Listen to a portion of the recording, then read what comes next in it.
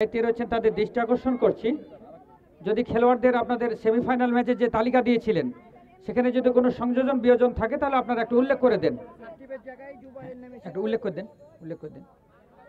আমি একাডেমির যারা কর্মকর্তা রয়েছেন তাদের দৃষ্টি আকর্ষণ করছি, আপনাদের দলে যদি কোনো সেমিফাইনালের যে খেলোয়াড় যে জার্সিতে খেলেছেন তাছাড়া পরিবর্তন থাকলে আপনারা একটু দয়া করে কারেকশন করে দেন।